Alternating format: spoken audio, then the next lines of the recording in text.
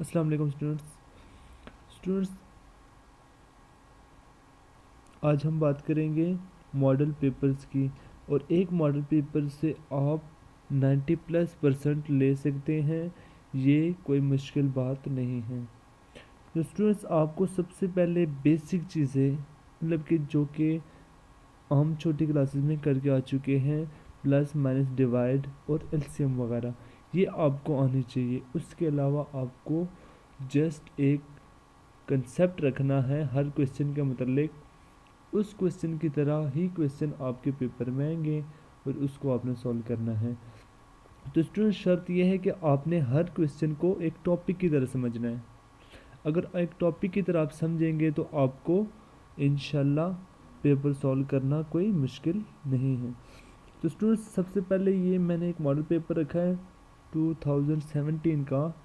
और ये तो वैसे तो है मॉडल पेपर पिंडी बोर्ड का, लेकिन आप इसको फेडरल बोर्ड की तरह भी, अगर आप फेडरल बोर्ड के हैं तो भी आपके लिए क्वेश्चन पेपर पैटर्न सेम ही है। तो स्टूडेंट्स, यहाँ पे फर्स्ट क्वेश्चन है हमारे पास, solve by factorization. Solve by factorization, तो फैक्टराइजेशन के जरिए हमने इसको सॉल्व करना है इस क्वेश्चन को। तो स्टूडेंट्स, इसको मैं लिखता हूँ 5x² is equal to 30x। तो स्टूडेंट, सॉल्व का मतलब होता है यहाँ पे जो वेरिएबल x यूज़ हो रहा है उसकी हमने वैल्यू फाइंड करनी है। तो सबसे पहले हम इसको लेफ़्ट साइड पे ले आते हैं, 5x² माइनस, चूँकि स्टूडेंट्स यहाँ पे अगर एक वैल्यू प्लस है दूसरी साइड पे जाके माइनस हो जाती है, तो ये हो जाएगा -30x इज इक्वल टू 0। तो स्टूडेंट्स, चूँकि क्वेश्चन में ये रिक्वायरमेंट है कि फैक्टराइजेशन के जरिए आपने इसको सॉल्व करना है, तो फर्स्ट स्टेप हमारा आ रहा है जो इसमें से कॉमन आ रहा है। यहाँ पे कॉमन आ रहा है 5, चूँकि 5 6 ज़ार 5 × 6 इज इक्वल टू 30 होता है। तो इसके अंदर से हम 5 को कॉमन ले सकते हैं और दूसरा x है, तो यहाँ से कॉमन आएंगे 5x। जब 5x कॉमन आएगा उसमें से यहाँ पे रह जाएगा x की पावर 1 हो जाएगी। और यहाँ से हमारे पास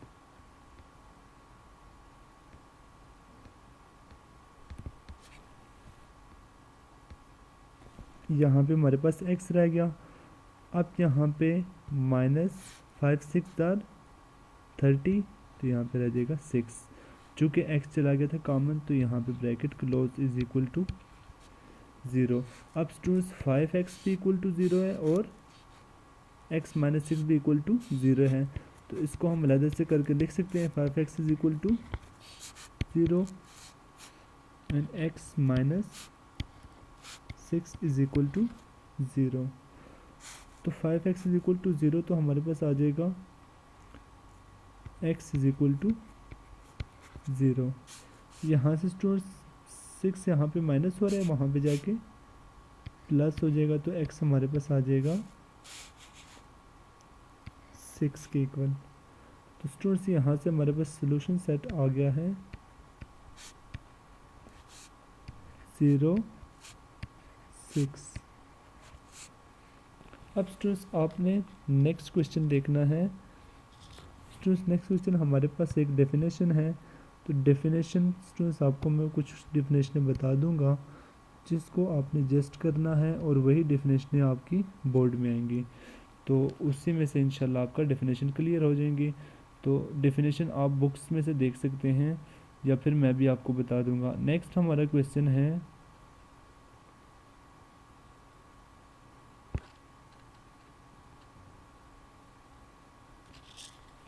फाइंड डिस्क्रिमिनेंट। हमने स्टूडेंट्स डिस्क्रिमिनेंट फाइंड करना है यहाँ पे। तो स्टूडेंट्स, हमारे पास नेक्स्ट क्वेश्चन है, find discriminant of given equation. तो इसके लिए स्टूडेंट्स आपको मैं ज़रा इंट्रोडक्शन कराता जाऊँ क्वाड्रेटिक इक्वेशन का। चूँकि क्वाड्रेटिक इक्वेशन हम पढ़ के आ चुके हैं, हमारे पास होती है ax² + bx + c is equal to 0। Students हमारे पास क्वालिटी इक्वेशन होती है जिसकी हाईएस्ट पावर क्या हो 2। ऐसी इक्वेशन जिसकी हाईएस्ट पावर 2 हो हमारे पास क्वालिटी इक्वेशन कहलाती है। तो स्टूडेंट्स एक्स स्केयर का जो कोफिशिएंट होता है वो हमारे पास ए होता है, एक्स का कोफिशिएंट बी कहलाता है, उसके अलावा सी कहलाता है। तो इसी इक्वेशन को देखते हुए हमने डिस्क्रिमिनेंट का फार्मूला पढ़ा था, discriminant is equal to B square minus 4ac। तो स्टूडेंट्स यहीं से हमने इसी फार्मूले को यूज़ करते हुए हमने ए बी सी की वैल्यू बतानी है। यहाँ पे a is equal to 2, B की वैल्यू हमारे पास है -7 और सी की वैल्यू हमारे पास है 1। तो स्टूडेंट्स यहाँ पे हम डिस्क्रिमिनेंट के अंदर अगर इसकी वैल्यू पुट करें तो हमारे पास आ जाएगा -7 का होल स्क्वायर -4a हमारे पास 2 है और c हमारे पास 1 है। तो हमारे पास आ जाएगा 7 स्क्वायर माइनस माइनस प्लस हो जाते हैं हमारे पास, और 7 7 jar 49 -4 2 jar 8 8 1 jar 8 4 2 jar 8 8 1 jar 8 हमारे पास आ जाएगा। तो यहाँ पे हमारे पास 8 स्टूडेंट्स 49 में से 8 को माइनस करो तो हमारे पास आ जाएगा 41। स्टूडेंट्स ये हमारे पास आंसर आ गया है जिसे हम डिस्क्रिमिनेंट कहते हैं। तो स्टूडेंट्स नेक्स्ट क्वेश्चन पे चलते हैं। ये भी स्टूडेंट्स अगर आपके पास कोई जो भी क्वेश्चन आ जाए, आपको कहा जाए कि डिस्क्रिमिनेंट फाइंड करो, तो जस्ट ये फार्मूला आपने याद रखना है, बी स्क्वायर -4ac, और दूसरा काम आपको a b और c की वैल्यू फाइंड करना आना चाहिए। तो जस्ट जो भी आपका डिस्क्रिमिनेंट का क्वेश्चन होगा वो आपका हल हो जाएगा। तो स्टूडेंट नेक्स्ट क्वेश्चन पे चलते हैं। नेक्स्ट हमारे पास क्वेश्चन है, without solving find the sum and product of a given roots. Students हमने यहाँ पे सम और प्रोडक्ट से कुछ फार्मूले पढ़े थे सेकंड चैप्टर के अंदर। तो सम का फार्मूला हमारे पास होता है students, sum is equal to, ये भी स्टूडेंट्स हमारे पास वही क्वाड्रेटिक इक्वेशन है। क्वाड्रेटिक इक्वेशन के अंदर हमें ए बी सी की वैल्यू पता होनी चाहिए। सम को हम ऐसे रिप्रेजेंट करेंगे, और इसका फार्मूला हमने पढ़ा था -b/a,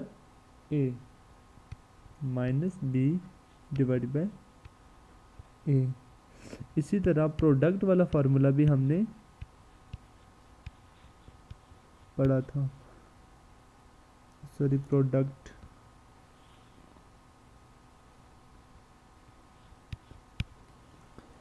इज इक्वल टू, जिसे हम पे से लिखते हैं, वो हमारे पास इक्वल टू होता है c/a। से दो फार्मूलाज हमने पढ़े। अब यहाँ से हम देखते हैं ए बी सी की वैल्यू।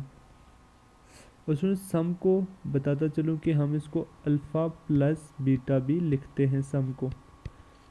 तो सम को अल्फ़ा प्लस बीटा -b/a, और प्रोडक्ट को अल्फ़ा बीटा प्रोडक्ट की फॉर्म में मल्टीप्लाई c/a। अब स्टूडेंट्स यहाँ से हम ए बी सी की वैल्यू निकालते हैं। जो एक्स स्क्वायर का मल्टीपल होता है वो हमारे पास क्या होता है, a।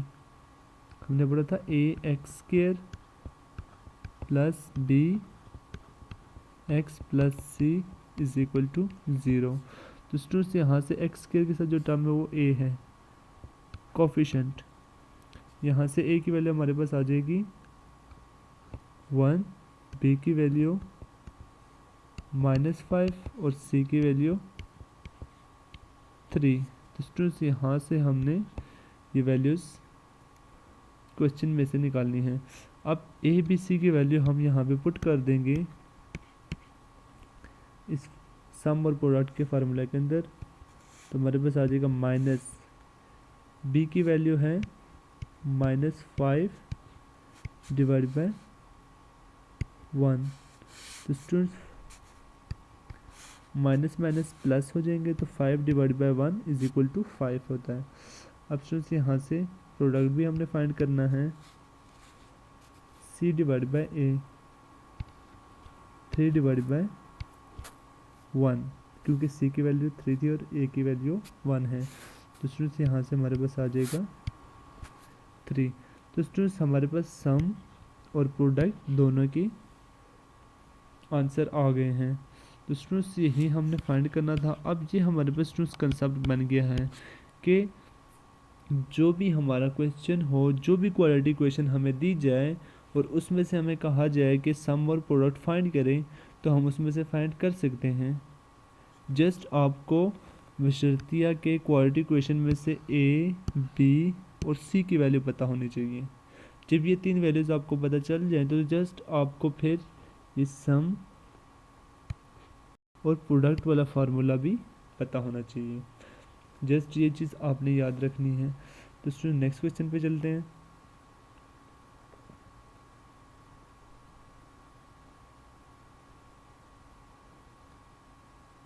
तो स्टूडेंट्स इस क्वेश्चन को भी आपने एक टॉपिक की तरह समझना है। समझिए कि आपके लिए एक नया टॉपिक आ रहा है। वो कह रहे write the quality question having roots 4 and 9। आपने क्वालिटी की क्वेश्चन लिखनी है किसको यूज़ करते हुए? रूट्स को यूज़ करते हुए। तो स्टूडेंट्स रूट्स आपको दिए हुए हैं जिसे हम अल्फ़ा बीटा की फॉर्म में लिखते हैं। तो स्टूडेंट्स हमारे पास आ जाएंगे, सबसे पहले स्टूडेंट्स आपको पता होना चाहिए कि रूट से इक्वेशन कैसे बनती है। तो रूट से इक्वेशन बनाने के लिए हमने एक फार्मूला पढ़ा था जिसमें हमारे पास था X square minus sum of roots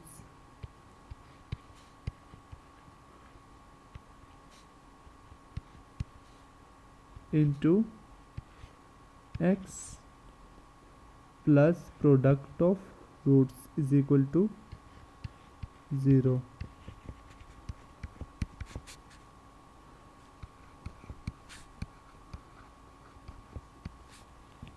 is equal to 0। तो स्टूडेंट्स हमें रूट्स दिए हुए हैं दोनों, तो हमने जस्ट यहाँ से सम और इनका प्रोडक्ट फाइंड करना है। सम मीन इन दोनों को हमने ऐड कर देना है। ये फर्ज कि हमारे पास अल्फ़ा है और ये हमारे पास बीटा है जिसको हम रूट से लिखते हैं। तो सम यहाँ से हम फाइंड करेंगे alpha plus beta 4 plus 9 is equal to हमारे पास आ जाएगा 13 के इक्वल। अब स्टूडेंट्स यहाँ से हम प्रोडक्ट भी फाइंड कर लेते हैं।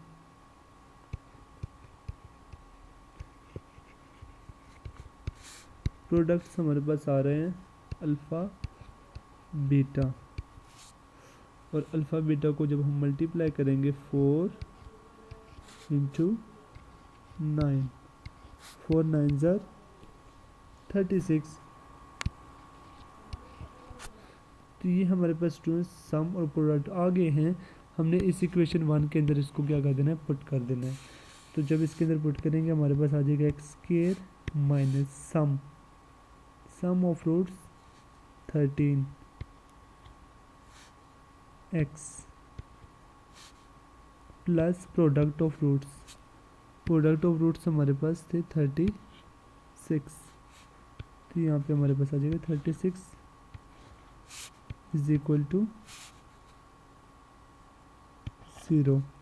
तो स्टूडेंट्स यहाँ से ये हमारे पास रिक्वायर क्वाड्रेटिक इक्वेशन है। रिक्वायर्ड क्वाड्रेटिक इक्वेशन हमारे पास आ गई है। तो स्टूडेंट्स हम रूट्स को यूज़ करते हुए क्वाड्रेटिक इक्वेशन को भी ड्राइव कर सकते हैं। तो स्टूडेंट्स ये आपको ये फार्मूला याद करना होगा रूट से क्वाड्रेटिक इक्वेशन को लिखने के लिए। तो स्टूडेंट्स नेक्स्ट क्वेश्चन पे चलते हैं।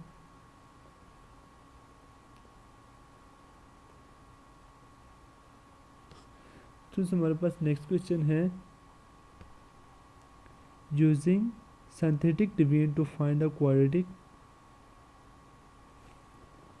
Quotient and remainder when. First ये आपको दिया हुआ है और सेकंड आपको ये भी गिवन है। तो यहाँ से स्टूडेंट्स यहाँ से हमारे पास एक इक्वेशन है x² + 7x - 1 और जो डिवाइड हो रहा है x + 1 के साथ। ये हमारे पास गिवन है x² + 7x - 1 divided by x + 1। तो स्टूडेंट्स ये हमारे पास क्वेश्चन है, इसको हमने सिंथेटिक डिवीजन के जरिए सॉल्व करना है। तो ये हमारे पास जो है ये कहलाता है डिवाइज़र, जो कि हमारा डिवाइड करने वाला है। और डिवाइज़र को हम लिखते हैं x - a। अगर इसको हम x - a के इक्वल रख दें तो हमारे पास आ जाएगा x - 1। चूँकि स्टूडेंट्स यहाँ पे प्लस था तो माइनस माइनस प्लस हो जाते हैं, इसीलिए हमने इसको यहाँ पे ये वाली दोनों टर्म्स हमने सेम बनानी हैं। यहाँ से ये दोनों टर्म्स हमने सेम बनानी थी। तो a की वैल्यू क्या आ गई हमारे पास -1, जो कि हम आगे यूज़ करेंगे। और सिंथेटिक डिवीजन में यहाँ पे इसको हम p(x) का नाम दे देते हैं। p(x) = x² + 7x - 1। स्टूडेंट्स यहाँ से हमारे पास हम यहाँ पे सिंथेटिक डिवीजन यहाँ पे डिवाइड करेंगे, कोफिशिएंट इसके लिखेंगे। यहाँ पे x का कोफिशिएंट हमारे पास 1 है, x के कोफिशिएंट 1 था और x का कोफिशिएंट 7 है और इसके अलावा हमारे पास है -1। यहाँ पे हमने इसको यहाँ पे लाइन लगा देनी है और यहाँ पे a की वैल्यू जो हमने रखनी है, a की वैल्यू है -1। स्टूडेंट्स फर्स्ट को हमने एज इट इज़ नीचे ले आना है, 1 एज इट इज़ आएगा। अब यहाँ से स्टूडेंट्स हमने इन दोनों को मल्टीप्लाई करना है और यहाँ पे लिख देना है। जब इन दोनों को मल्टीप्लाई करेंगे 1 * 1 -1, फिर इन दोनों को ऐड करके नीचे लिखना है। इनको ऐड करने के बाद हमारे पास आ जाएगा 6। अब इसी 1 को हमने नेक्स्ट के साथ मल्टीप्लाई करना है, तो हमारे पास आ जाएगा 6 * 1 = 6 -6। फिर इनको जब ऐड करेंगे तो हमारे पास आ जाएगा -7। तो स्टूडेंट्स जो लास्ट वाला हमारे पास आएगा ये हमारे पास कहलाएगा रिमाइंडर। ये कहलाएगा रिमाइंडर। ये हमारे पास रिमाइंडर आ गया। और इसके अलावा जो होगा वो हमारे पास क्वेश्चन कहलाएगा, जो कि 1 और 6 है। स्टूडेंट्स हमारे पास आ जाएगा इसकी जब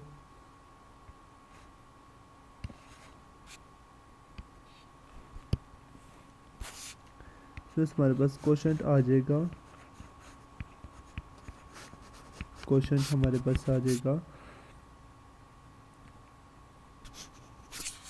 ये हमारे पास आएगा 1x, मतलब कि x आ जाएगा +6।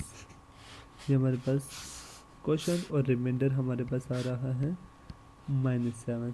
तो स्टूडेंट्स क्वेश्चन में हमने ये दो चीज़ें फाइंड करनी थी, क्वेश्चन एंड रिमाइंडर, जो कि हम यहाँ पे फाइनल करके बता चुके हैं। तो स्टूडेंट्स आपका कोई भी क्वेश्चन आ जाए सिंथेटिक डिवीजन के ज़रिए, उसका आपने क्वेश्चन और रिमाइंडर फाइंड करना हो तो सेम स्टेप आपने फॉलो करने हैं उसके लिए। तो इंशाल्लाह कोई भी क्वेश्चन होगा उसमें कोई किसी किस्म का प्रॉब्लम नहीं होगा। स्टूडेंट्स नेक्स्ट चलते हैं हम। फर्स्ट तो हमारे पास डेफिनेशन है रेशो की। रेशो की डेफिनेशन आपने याद कर लेनी है, इसको एक बार पढ़ लेना है। तो स्टूडेंट्स हमारे पास नेक्स्ट है प्रोपोर्शन। दो रेशो को आपस में मिलाना प्रोपोर्शन कहलाता है, और ये चीज़ हम पढ़ के आ चुके हैं। स्टूडेंट्स यहाँ पे मैं इसको क्लियर करके दोबारा लिख देता हूँ क्वेश्चन को। क्वेश्चन हमारे पास है 3x - 2 ratio 4 proportion 2x + 3 ratio 7।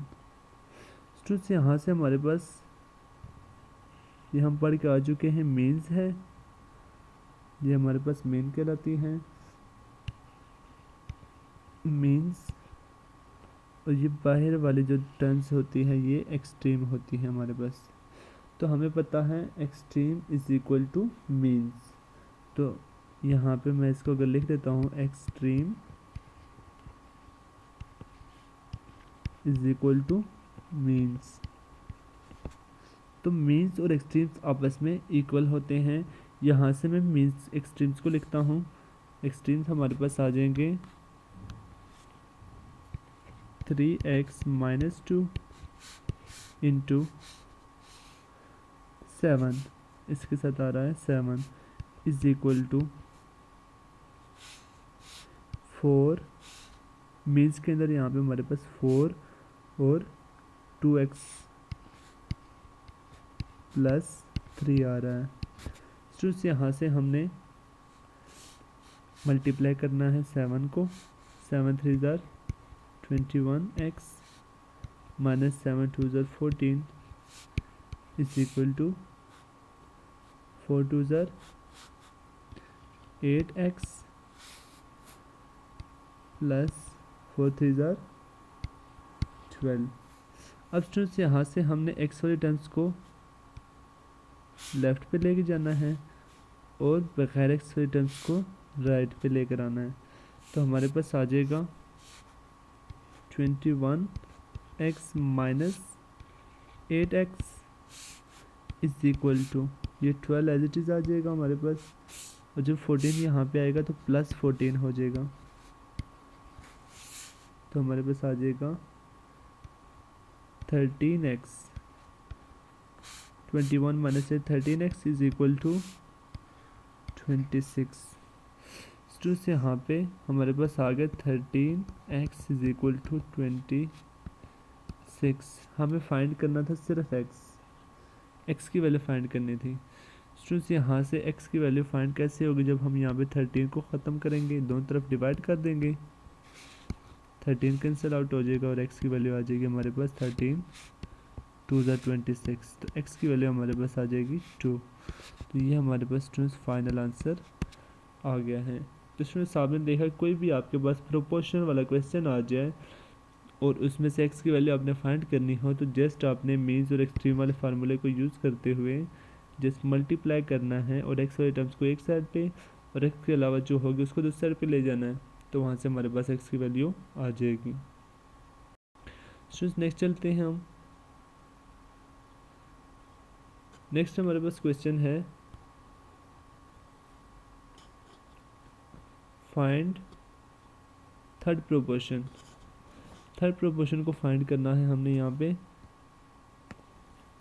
Third proportion हमारे पास आ जाएगा, मैं यहाँ पे क्वेश्चन लिख देता हूँ 6, 12। यहाँ से हमने थर्ड प्रोपोर्शन फाइंड करना है। तब थर्ड प्रोपोर्शन हमने पढ़ा था, अगर फर्ज के ये हमारे पास A/B है, तो यहाँ से हमने इसको लिख लेना है प्रोपोर्शन B को हमने रिपीट कर देना है B, और रेशो जो नेक्स्ट हमारे पास होगा वो होगा x। चूँकि हमने B को रिपीट कर देना है, जो सेकंड प्रोपोर्शन होगा उसको हमने सेकंड टर्म जो होगी उसको रिपीट कर देना है, और थर्ड हमारे पास।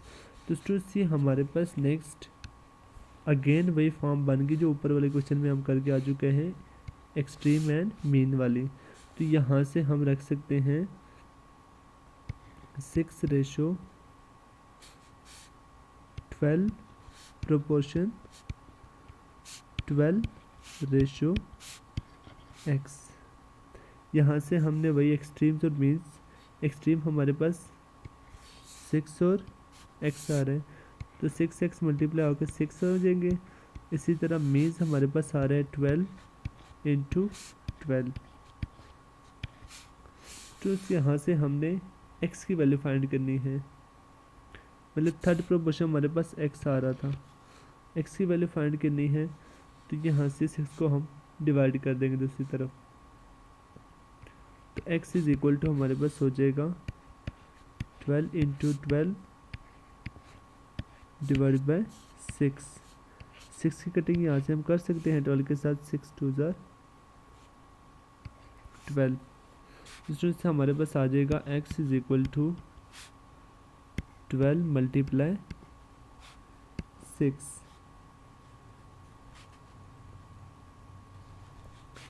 सॉरी 6 हमारे पास नहीं था, यहाँ पे 2 था, इसको मैं रेज कर देता हूँ 2। तो x इज इक्वल टू 24। तो स्टूडेंट्स यहाँ से हमारे पास x की वैल्यू आ गई है, ये हमारे पास फाइनल आंसर है।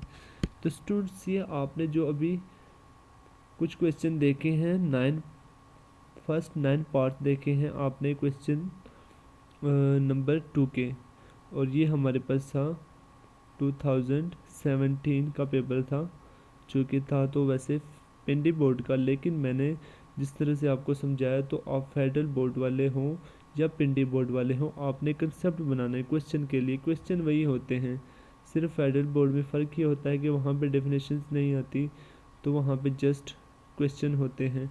तो क्वेश्चन कोई भी हो सकता है, आपने कंसेप्ट समझना था। तो स्टूडेंट्स इसी तरह से आपने नेक्स्ट जो हमारे पास नेक्स्ट पोर्शन होगा वो मैं इसी तरह से सॉल्व करूँगा, और फिर तकरीबन एक स्टूडेंट से एक पेपर को कंप्लीट करने के लिए आपको 4 वीडियोस देखनी पड़ेंगी इसी तरह से। तो जब इंशाल्लाह आप 4 वीडियोस देख लेंगे तो आपको कोई प्रॉब्लम नहीं होगा इंशाल्लाह। आप सिर्फ मॉडल पेपर से ही आप जो है पूरा कोर्स क्लियर कर सकते हैं, जस्ट अगर आप इसको टॉपिक वाइज समझें। शर्त यह है कि आपने इसको टॉपिक वाइज समझना है। तो स्टूडेंट्स इंशाल्लाह नेक्स्ट वीडियो में आपसे बात होगी। ओके, अल्लाह हाफिज़।